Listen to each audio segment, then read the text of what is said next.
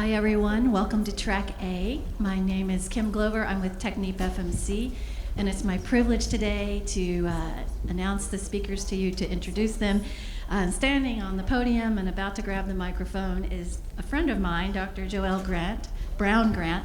He is a storytelling strategist, a design thinking expert, knowledge management practitioner specializing in user experience approaches to transfer critical knowledge in organizations.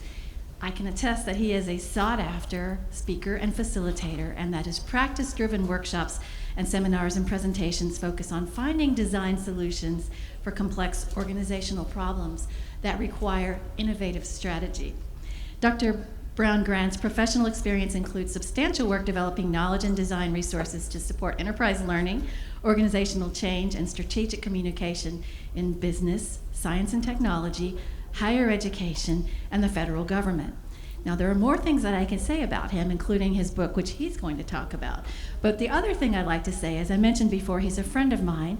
I met him at a different KM meeting at the CIA here in town some years back, and then I got to participate in one of his storytelling workshops at another KM meeting in Thousand Oaks, California. So I know you're in for a treat. Here you are.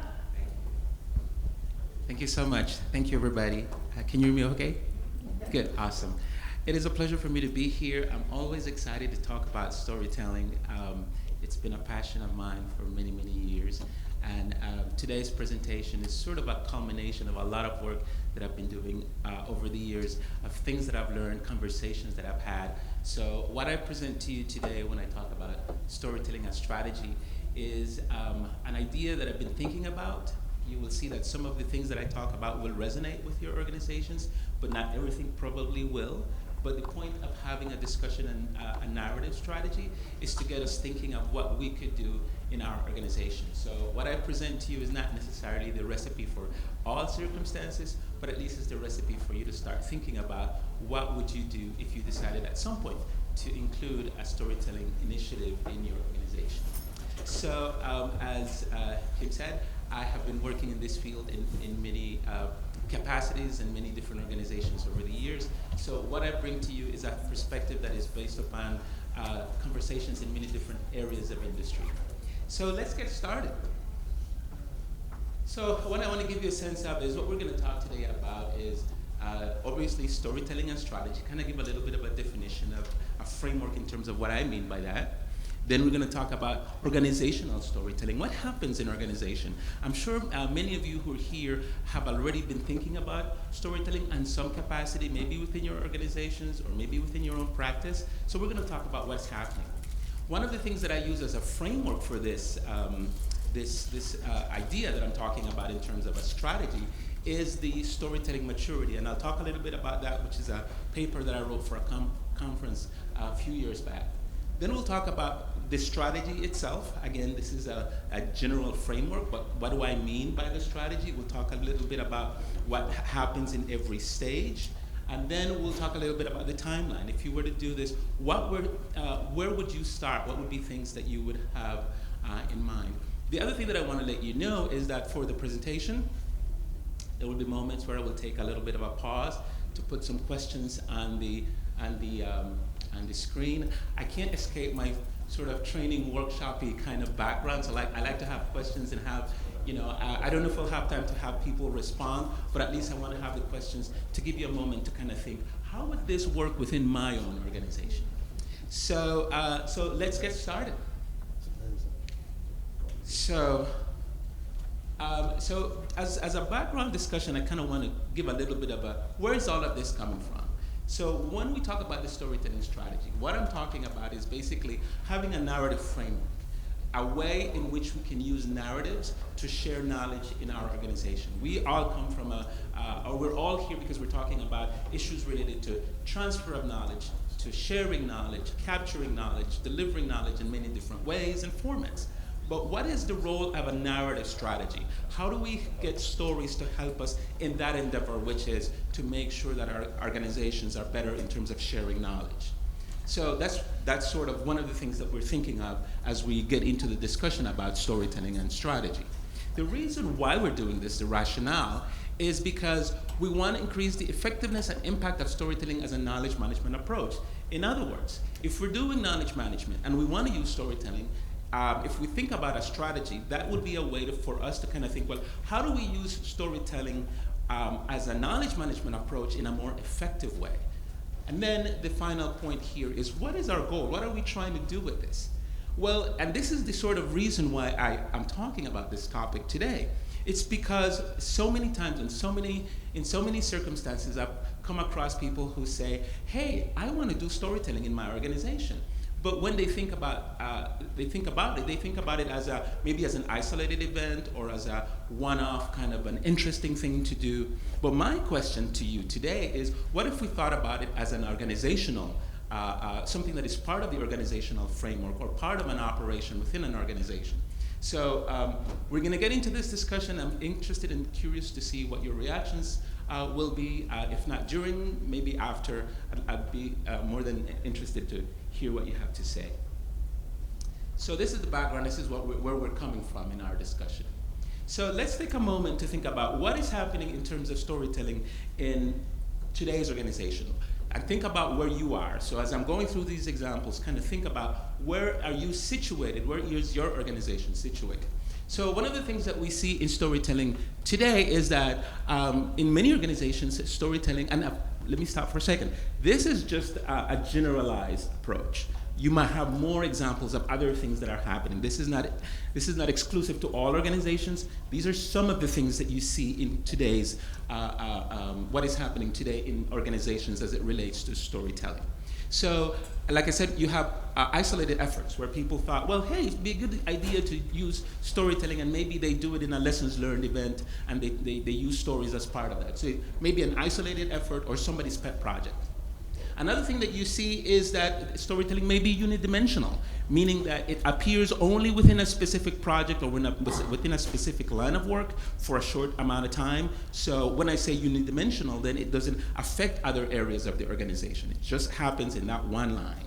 Another thing you see, as it says here, it's not tied to an institutional strategy, it's not long-term. So then when you think of those cases, you think of, well, what is the impact of storytelling? You don't think about how does that impact the organization as a whole over time, because it's not tied to a strategy. The other thing that I see, and this is one of the reasons why I wrote my book, is the lack of know-how. People talk about storytelling, but they think, well, but how do you actually do it?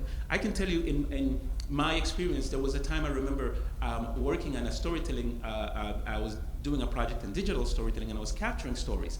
And I had a phone with me, and I was recording a story from an investigator who was telling me stories about investigating postal crime. And as he started telling this story, which was very, very interesting, he was talking about going through alleyways and et cetera.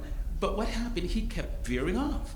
And that one plot veered off into like 4 different plots. And we did it like 3 or 4 times. We had to start the recording, stop, and start because he was going off. So I said, well, you know what you need to do? Let's just take a moment and have you write out the story. He wrote out the story, and then he was able to tell the story, staying in a consistent plot line, and we were able to make the recording in that way. I'm just giving you that as an example that even though we're all natural storytellers, we live in a world where we tell stories, all of us carry our own stories, delivering a story, telling a story for a particular goal, for a particular task-related approach is not always an easy thing to do. So sometimes you need somebody or you need people that can help you through that process. So lack of know-how is one of the things that you see. Or sometimes the stories are maybe, the approach may be ineffective, or it may be too abstract. So when I talk about storytelling, sometimes people say to me, well, is it about fairy tales? Is it sort of like bedtime stories? What do you mean by storytelling? So I have to take that moment where I have to put on my educator hat to explain to people what we mean when we talk about storytelling in an organizational context. And 2 more that you see in today's organizations. One is lack of a storytelling culture. And I want to take a minute to explain what I mean by lack of a storytelling culture. We all have stories, like I said in a blog I wrote on LinkedIn, we live in a storyverse, meaning that we're all surrounded by stories, like I said. We all carry stories. If you think about how you got here, what are the stories that tell that talk about how you got to be who you are today? We carry many stories with us. But when we talk about lack of a storytelling culture in an organization, what we mean is the lack of a framework in which that explains how you use stories to be impactful in that organization. Many organizations don't have that. They don't have a framework that says, this is how we use stories to transfer knowledge, to share knowledge. That lack of a framework for stories, to use stories in a way that is effective, that's what we talk about when we talk about a lack of a storytelling culture. And then lack of awareness or no visibility. People may be telling stories in the organization, but there is no visibility because those stories don't surface to a point where they can be captured and shared with the organization. And then the other thing is that, kind of similar to what we've mentioned before, is that maybe somebody has a storytelling event or a storytelling initiative, but it might not be as effective because it doesn't have as much impact. Or it might be just be localized to a specific instance or a specific action, and then that means that it doesn't transcend beyond that group. So these are some of the scenarios that you see in today's storytelling organization, and I want you to kind of think, well, where does your organization land in this spectrum? You know, maybe you are part of one of those organizations that are moving forward with storytelling, or maybe you're just starting. So let's move on to this other one where we'll take a little bit of a moment to talk about the maturity of organizational storytelling. So like I said to you, I wrote a paper a couple of years ago. Actually, this was during in the middle of the pandemic when we were all doing Zoom and we were all developing all those Zooming skills.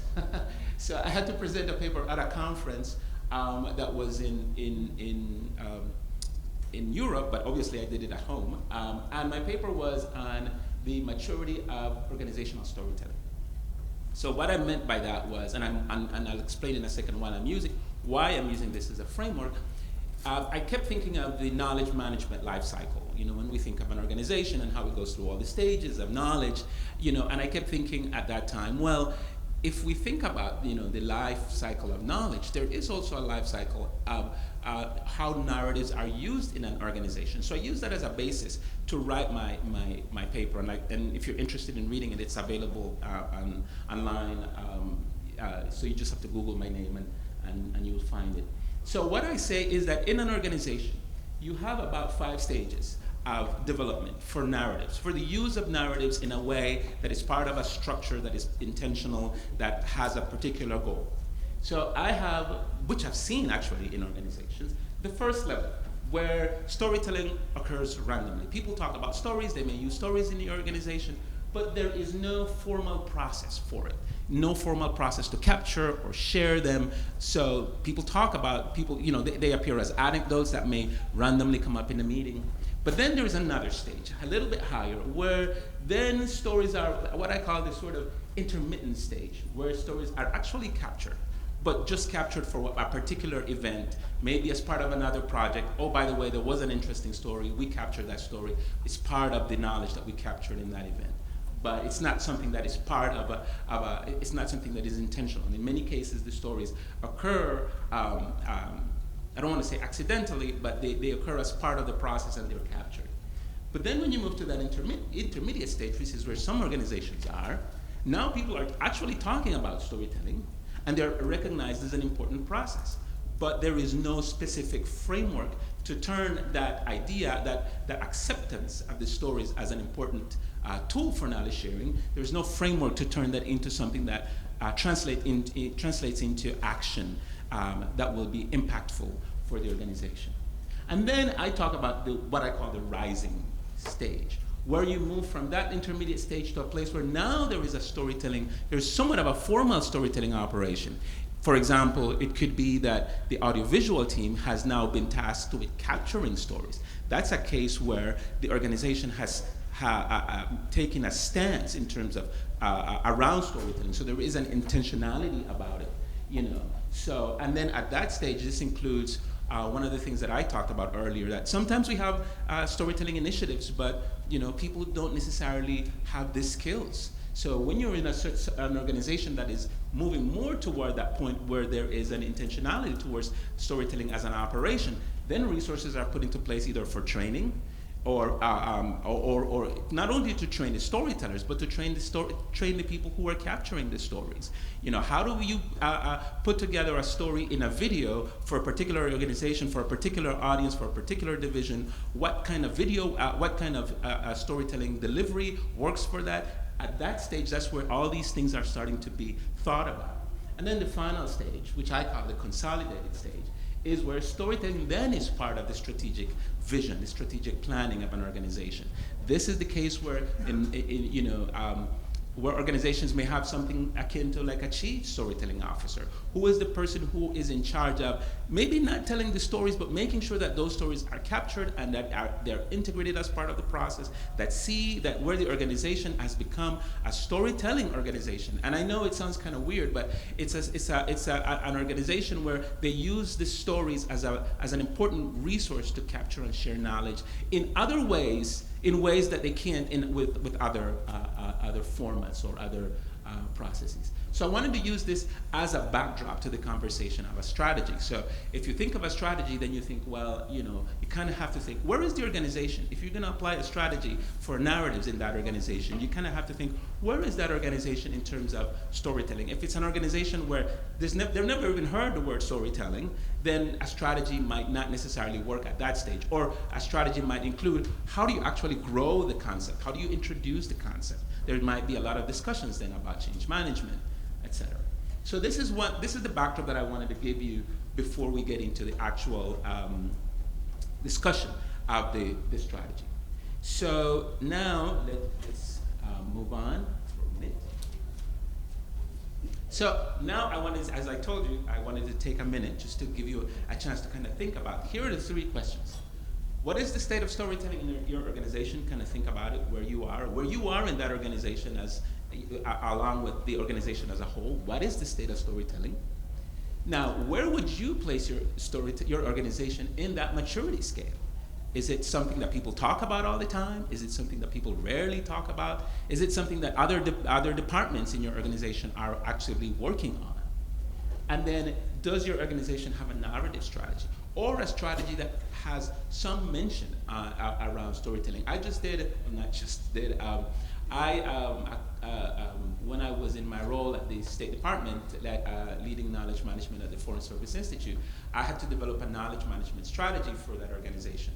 And I included, it wasn't a storytelling strategy, but it included a strong component of storytelling. So I included that in the knowledge management strategy. So the question then is, does your organization have a strategy or anything that can pull from storytelling to make it a part of a strategy? So I wanted you to kind of take a moment to think about those while we move along to the next slide.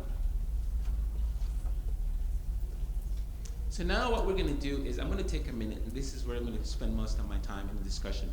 I'm going to talk about the strategy, and like I said before, this is just a framework. It's not necessarily the strategy that you will have to apply. What we're looking at here is the things that I think you might want to consider if you decide at some point that you want to do something akin to a strategy for narratives in your organization. So let's go. So I based that strategy on 4 areas, which I'm sure you're going to recognize. One, the people. It's a fundamental part of the strategy, because who tells the story? The people. Transfer. How is the knowledge transferred? Then the development phase, and then the growth phase. How do we grow stories? How do we use a strategy to grow that narrative process in our organization? So I want to use that so that you can see where the strategy lands. So I wanted to take this approach. This is a little bit, I did this in Miro. I was trying to use one of those diagrams to kind of give you a sense of where the stories are. So what you will see is there are like these 4 swim lanes, and the size of the boxes kind of give you a sense of the importance of that element within the strategy. And of course, this will vary depending on the organization. So for example, so let's begin. So when I talk about a storytelling strategy, I say you cannot talk about a storytelling strategy without thinking about the people. Who are the people? Because so many times I hear people say, well, let's do stories. Well, the question is, who is going to tell the story? So the first thing is the personas, the actors. So this is not just the people who tell the stories, but this is also people who, like me, are also knowledge management people who are working as storytelling strategists. So when you think about a strategy for storytelling, you have to think about not only who tells the story, but who is the person that seeks those stories? Who is the person that makes a decision to say, this is a valuable story for our organization? These are the stories that work. Who is the person that does that storytelling interview to capture that story? So this is where you talk about, in that actors section, you talk about the storytellers and you talk about the storytelling strategists. That's one of the things that I talk about in my book, is that storytelling is not only about, if you think about it as a strategy, as an operation, it's not just about the person telling the story, but it's all the other elements, the other variables that are occurring around the actual telling of the story. So in that first lane, we have the actors. Then the other thing that is important is the audience. Is that storytelling is not just about telling the story, but it's about the audience. Actually, it's funny because I was invited to join a podcast. It's called, many of you might have heard it, Small Steps, Giant Leaps by NASA. And one of the things that I said in that, this was a podcast on technical storytelling, and I said to the person I was talking to, I said, it may sound strange, but the most important thing about storytelling in many ways is not just the story, but it's the audience. Because if the audience is not there, there is no story, unless you think about, which I also talk about, is that the first audience in storytelling is yourself. You are the audience of your story. But without an audience to tell the story to, beyond yourself, there's no story. So when you think of a strategy for storytelling, you have to think about the audience. I participated in a storytelling event at the State Department a few years ago where we were talking about resilience. Resilience is a very, very important concept for the for the State Department, because there are a lot of people who go abroad and they're serving the country and they're in maybe hardship posts where the conditions are very difficult, or they may be going through crises. So they have to manage, they have to be very resilient people. So storytelling is a very important way to discuss concepts of resiliency. And one of the things that I talked to them about was that sometimes there are stories that are very difficult to listen to. And one of the things that you have to think about, especially when you think about a strategy, is your audience ready for the story? Do they have the background knowledge that will help them appreciate the story or appreciate the person telling the story? So when you think about a strategy, you have to think about who is the audience? What are the different types of audiences that we have in our organization? And of course, the last one, which may be a little bit smaller, but they do play a very important role, and again, depending on your organization, it may be bigger or smaller, is the admins, who I call the producers. Who are those people that are capturing the story? The videographers, the people that are putting together the graphic designers who are designing an infographic if your story is in an infographic form or in a storyboarding form or in a podcast. These people are also part of that strategy. So when you think about a storytelling strategy, you have to pay attention to how will those stories be actually, who will play the role to capture those stories? Who will have that responsibility? So this is on that swim lane, all the people, the audience, and the producers. So one of the things that I'll say as I move through this is that ideally, in a perfect world, an organization would be able to put all of these together. But not all organizations are the same. And as we saw in the maturity of storytelling, not all organizations are at the same level. So sometimes if one of these lanes is paid attention to, for example, if when you think about storytelling, at least you pay a little bit of attention to how the stories are told, who tells the stories, what voices, then that gets you a little bit into thinking about storytelling strategically. Then the other lane here is the development lane. And of course, this is going to be very familiar to you. So at that point, what we're talking about is, what are the resources? How are the stories developed as stories? So one of the things that I said in a conference many years ago, I talked about talking about storytelling and knowledge management. I said, well, when you think of stories in an organization, one of the questions is to think, where are those stories? Where do you capture those stories if you're intentional about them? Do you capture them when you have all hands meetings, when you do lessons learned events, when you do after action reviews? Where do you get these stories? Do you go and get them as the result of an event where people may be telling stories, or do you actually sit down and say, hey, tell me a story that I can use for this project to illustrate this concept? So the resources, the equipment that is used, do you have the spaces for the story? Do you have the events? What are the resources you need? Then, of course, the content. This is important. If you think about a storytelling strategy, what stories are you going to use? What stories make sense in your organization? Again, we live in a storyverse, so we live in a world filled with stories. Our organizations are filled with stories. Not all the stories are good for all audiences. So this is where, for example, somebody like a storytelling strategist will sit in the organization and say, for this particular part of the organization, these stories work. Maybe stories that are more foundational, or maybe stories about change, or maybe stories related to failure. Remember that sometimes in many organizations we privilege the stories of success, but do we use the stories of failure? I talked about this in a blog post for LinkedIn about this book that NASA had, a little booklet called My Best Mistake, and it's about failure and how NASA turned around failure as a way to learn. But not all organizations pay a lot of attention to stories of failure. So when we talk about a storytelling strategy, what is the content? What are those stories that are valuable? Where do you find them? And of course, this is the reason why I wrote my book, Training and Preparation. What are the skills that you need? What are the skills to be a storytelling strategist?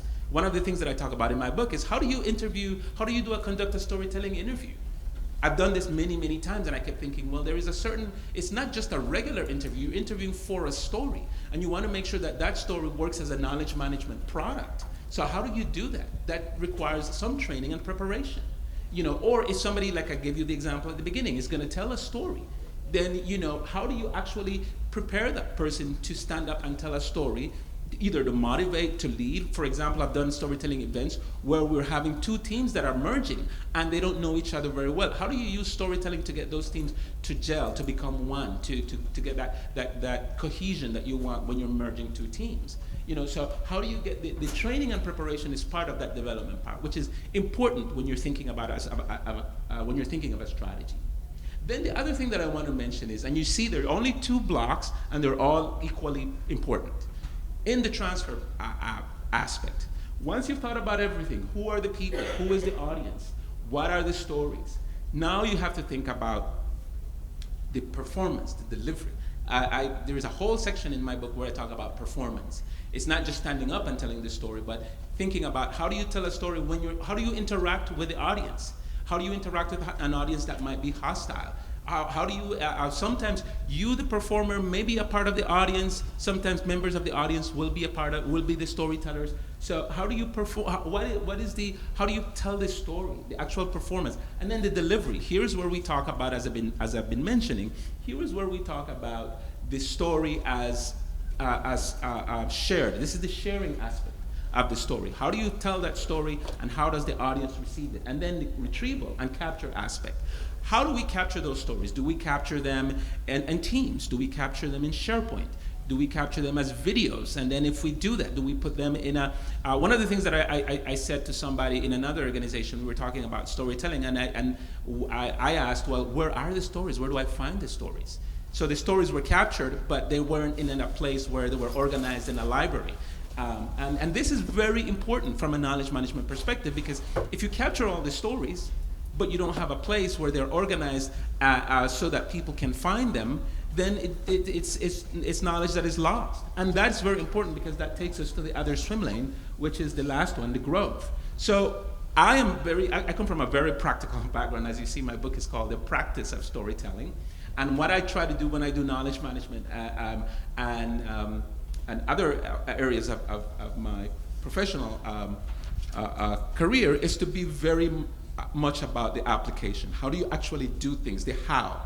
And if you capture the stories, one of the things that I say to people when you think about a storytelling initiative, the main question, and this is something I want to impress upon you, is when we do a storytelling initiative, or we use stories and we capture stories, the question is, how are people going to use those stories? How will the audience receive it? But most importantly, what will they do with that knowledge that comes across from the stories? Storytelling is great for knowledge transfer, it's great for tacit knowledge. It's awesome for tacit knowledge.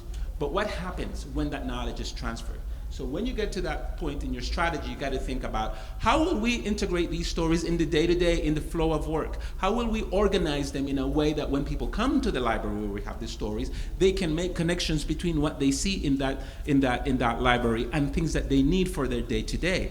This requires strategy. This requires sitting down and thinking, how do we use narratives to make sure that the knowledge gets to people in a way that they can use it in their day-to-day, in what we call in the flow of work. That's, for me, very, very important. And when I do storytelling events, that's one of the things that I talk about all the time. It's not just important to do storytelling, but it's to think about how do you use it in your day-to-day. And then another thing, this is another thing that I mentioned in my book, is it's not just important to have the stories and to apply them in your day-to-day, but the question, and this goes back to the value part, the return on investment that people talk about, the famous ROI. How do you know that it's a good story? If you think about the training, then you can think about, well, somebody could stand up and tell a story, but the audience will know that wasn't really a good story. I really didn't get anything out of it. So how do you know that the story is a good story? How do you, when you're thinking of stories, well, this is a good story as opposed to just a story? So when you think about that growth period, when you think about a strategy, you have to think about how do you make sure that you have a set of standards, something that when somebody's going to tell a story or somebody's going to operate as a storytelling strategist, you could say, well, we operate by this list of things that tells you this is a good story according to what we see in our organization. All of this that I'm talking about, all of this has to occur within a company culture. So and it will vary depending on the organizational culture. But we can't escape the fact that we have to show some sort of a value. And one way to show value is by evaluating to say, hey, this was a good story because we did A, B, C, and D. And you need somebody to be able to say, these are the things that will constitute a certain quality level. So that evaluation is very important in terms of storytelling. So that's why I say sometimes when people talk about, hey, let's do a storytelling initiative in our organization, my head goes into many different directions because I keep thinking of all of these things. How do we know that that story is going to work? How do we know that it's going to stick? Remember I said at the beginning when sometimes we have storytelling events that are like a one-off, project, is because they happened, but all of these other things were not put necessarily in place to make sure that that event could transcend that team. Although it could be a case where maybe that wasn't the purpose, maybe it was just for that one event at that time. But if we think about knowledge, we want to make sure that the knowledge impacts the organization as a whole. So this is what I'm thinking about when I talk about the strategy. And then the final point here in that strategy is the socialization aspect. How are the stories socialized in the organization? Do you talk about storytelling when you have all hands event, when you have retreats? Do you talk about, are the stories promoted in your knowledge, in your intranet? Are people awarded or rewarded, I should say, for telling stories, good stories? So how are the stories part of the culture? This is where you get into that higher level of the storytelling maturity, where then stories become part of the discussion in an organization, but in a way where you think of stories as an important part of the operation, as a part of the operation that allows you to capture really critical knowledge. Again, we're talking about storytelling not just to tell stories, but as a way to capture critical knowledge that will help organizations to be more effective. And then finally, one thing I want to show you, which is pretty much what I just mentioned, is as you see, these are all how the different swim lanes are connected.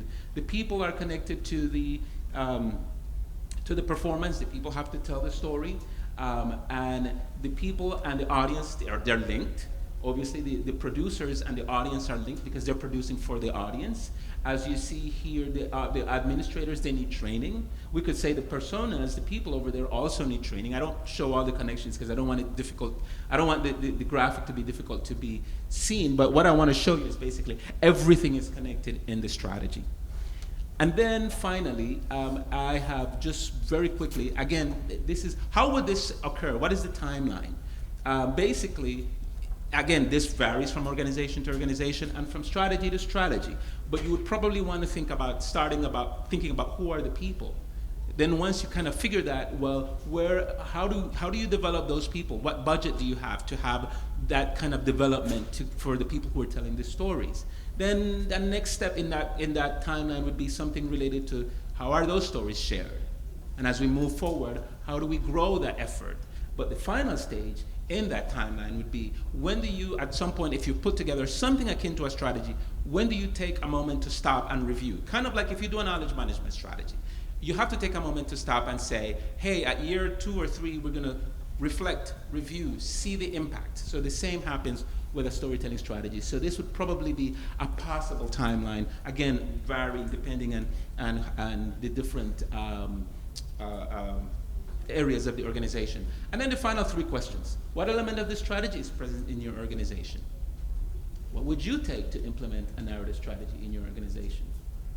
And where would you start? And most importantly, and think about this, what would the obstacles be? Because I know a lot of this is very aspirational, a very la-la land for many people. Because I know, as a person that does change management, there's a lot of obstacles. So what would those obstacles be? And what would you do to deal with those obstacles?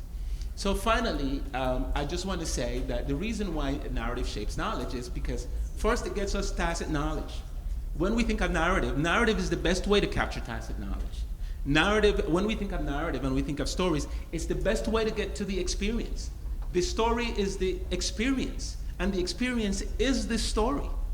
And then finally, the narrative itself, crafting the story, putting it together. When we're putting together a story, we're putting together knowledge, we're crafting the knowledge, we're crafting the experience. So the act of actually putting together a story is the act of actually building knowledge. So this is what I wanted to show you, the reason why I say that narratives do shape knowledge. So I want to thank you really for taking a moment to listen to my talk. You can learn more about me, my book, as you see here, the article that I mentioned, and then if you want to visit my website, and of course my contact information is on the screen. So thank you very much.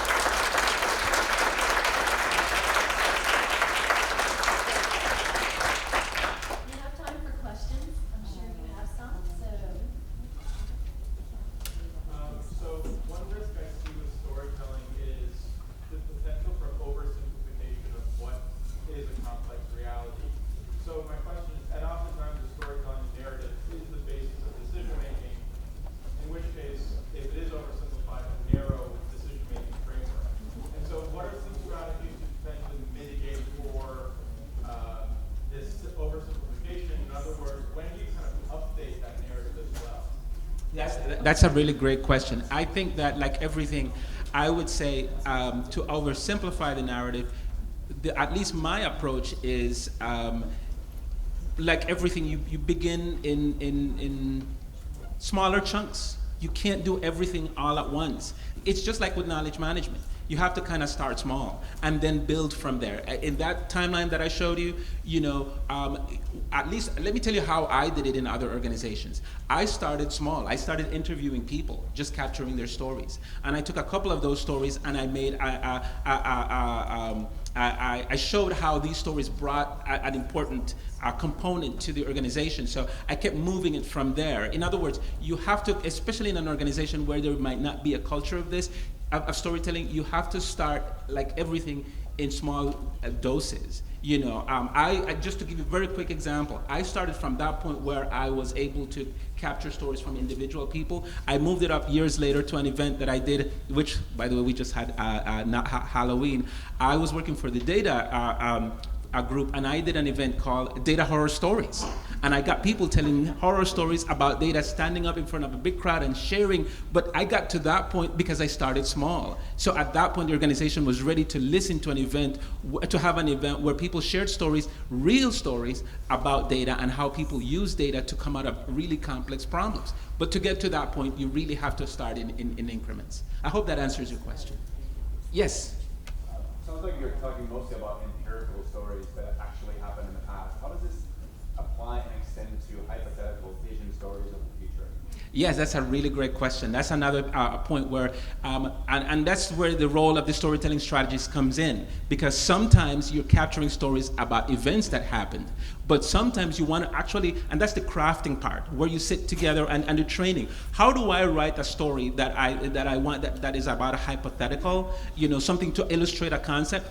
That's where somebody in the organization needs to have that role where they can sit and help people to do that. That's where the training comes in. Because it's not only about stories about things that actually happen, but about things that could happen. Stories about risk, prevention, etc. So yeah, in that case, you would definitely need somebody to be able to shepherd and lead the organization in that way. I've done that role before, where I've sat with people who didn't really know how to put together a story, and that's where you talk about structure, background, middle of the story, end of the story, characters, plot line, etc. Yes, and then over there. It strikes me that generating a story from primary material is sort of a classic machine learning problem. And like take a field report and generate stories, a repository of field reports and generate stories from it. Have you tried automating or using machine learning or other techniques like that to generate stories from primary material? Or do you know of a solution that does that? To be honest, I've not tried that before. I know about it. I do know about it. I have not tried that before because a lot of what I have at least focused on is the sort of the human aspect. But that is a really valuable aspect, a really valuable point as well, because sometimes we need to capture stories from the sources and that goes back to the point that I was talking about, the person who is a storytelling strategist. That person would have that role to say there's all this recorded history, how do we take that and turn it into an actual story? So I agree with you on that. I have not done much on that part of the operation, but it's a great example. Yes, back there and then there. Yeah.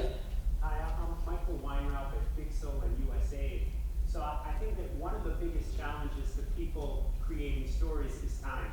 Yes. They're like, I got my day job, don't Yes. tell me I need to make stories. Yes. And so I wonder what solutions you help organizations with.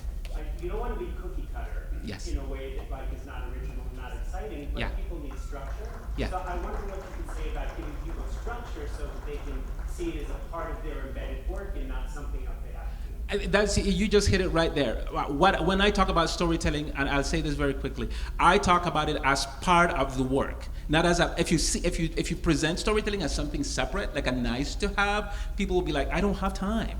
But when I do storytelling, when I do, for example, project planning, we include storytelling as part of the list of responsibilities. When I work with people, I talk about storytelling. I say, well, you're always giving examples of different things that you've been doing at work. Let's take those examples and stretch them into a story. So I try to do, and I can't say it's always easy because there are many different complexities in organizations, but my aim is always to do it as part of your day-to-day and not as a separate thing. That's why it's important to have it as a strategy, because then you include it in things that, for example, when you're onboarding people in your organization, if you talk about how to use storytelling in your organization, how do you bring that? That's where you get to that point where you can then embed it with your day-to-day and the stories become part of the flow of work. I hope that answers your question. Back there. Yeah, just make sure I agree with the capabilities. So Joel, I think about how parents or grandparents tell stories to their kids or to their grandchildren to prevent Yes. them from doing the errors they did.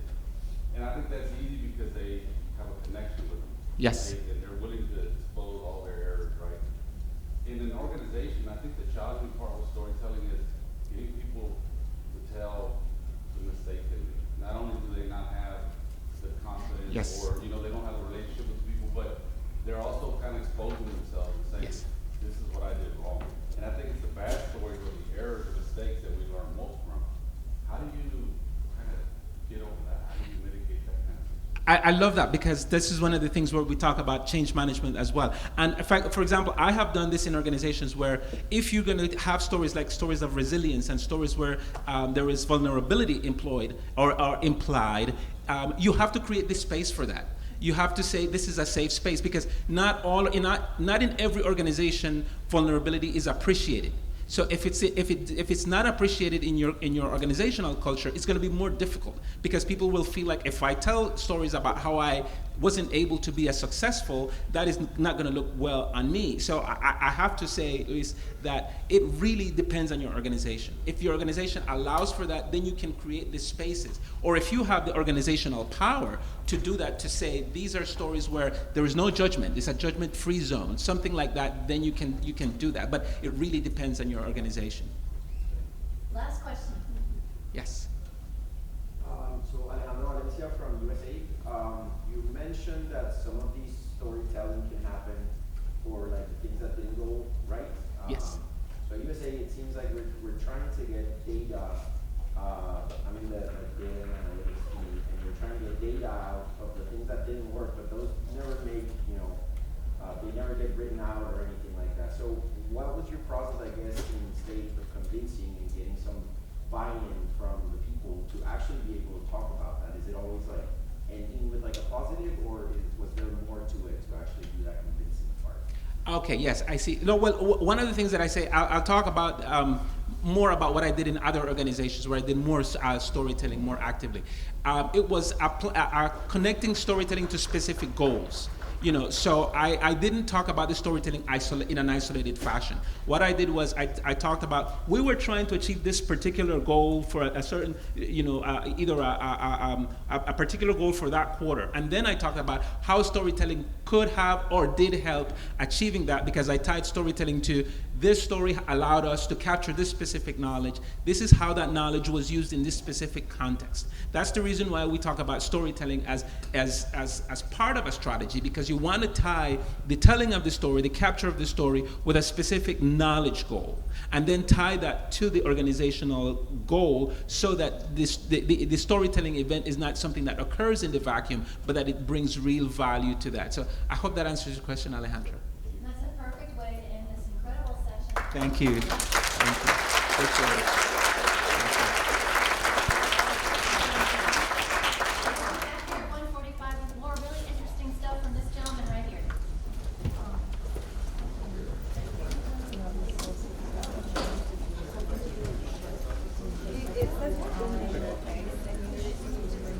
Sorry about that. I hope I didn't mess you up. Okay.